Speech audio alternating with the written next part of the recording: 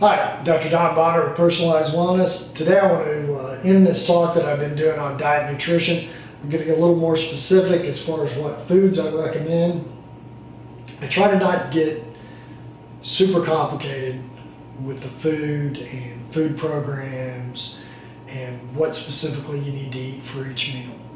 Frankly, I print off a couple of pages of acceptable foods for my patients on their first visit and send them home with it, and then give them some advice as far as how to mix and match those. And that's about it. What I want to talk about first, the main thing, what foods do I not want you to have for the first 3 or 4 weeks? No dairy, no wheat and grains, no soy, and no corn. I know it seems like a lot, but believe it or not, there's a tremendous number of other food sources that you can have for that first 3 or 4 weeks. And once you get through that period of time, I think you're going to find that you don't crave these particular foods as much as you do right now.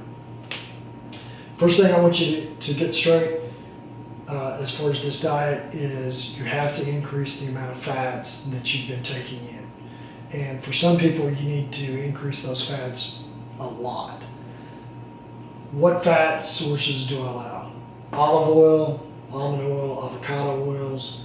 You can have coconut oil to a limited extent. I don't want you to have too much coconut oil because it is a saturated fat.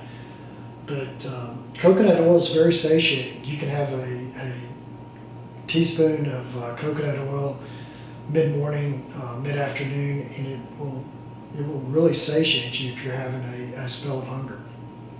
Fruits.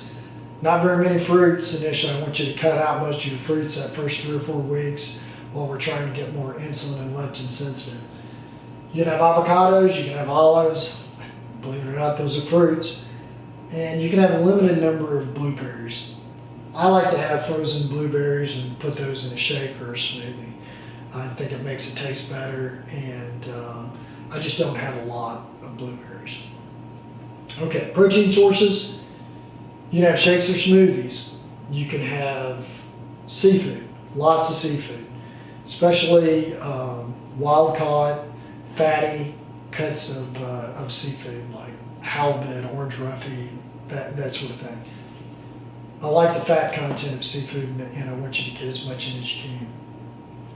Free-range chicken and turkey, skinless, and eggs. So those are our protein sources. Nuts and nut butters, another really good source of good fats, and I want you to increase the amount of nuts that you take in a week. Almonds, Brazil nuts, cashews, pecans, walnuts, pistachios.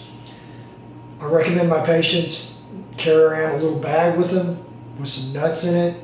If they get hungry, eat a few nuts. You don't want to go through the day hungry. I don't want you hungry.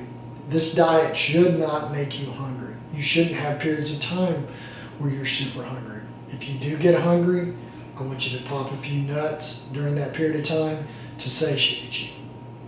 No peanuts though, those are legumes. And I don't want to have peanuts on the diet right now. The remaining portion of the diet comes from vegetables. Lots and lots of vegetables. I want you to have them on your salads. I want you to saute them, stir fry them in good oils. Lots and lots of vegetables. I can't say it enough. Vegetables provide a tremendous amount of phytonutrients, fiber. There's just not enough good things to say about high fiber vegetables. So take a lot in. Okay, the final thing I want to talk about is how do you mix and match these, and what does a typical week look like? And this may seem strange to you. I advocate being fairly boring with your diet. You don't have to have 3 different meals 7 days a week. That's 21 different meals that you have to shop for and try to come up with. What I recommend is you take 1 meal a day, and I don't care what meal that is. It can be dinner. Most people, it's lunch or dinner. Take that 1 meal and make it different. Different seafood sources, chicken, turkey, eggs, whatever you want to do. Mix up the protein source. Mix up the vegetables that you're having for that particular meal. and make it different. So that's one meal a day that's different. The other 2 meals a day, I recommend them be pretty boring, pretty much the same. You can have eggs in the morning with an avocado. You can have a smoothie in the morning.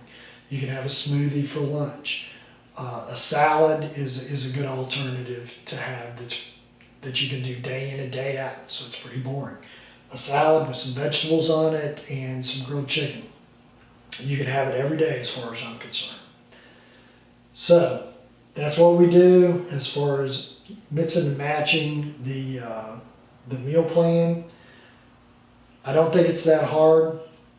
You can do it for sure. And if you do it, your leptin levels are going to start coming down and you're going to become a better fat burner. And that's what we want. We want our patients to be good at burning fat.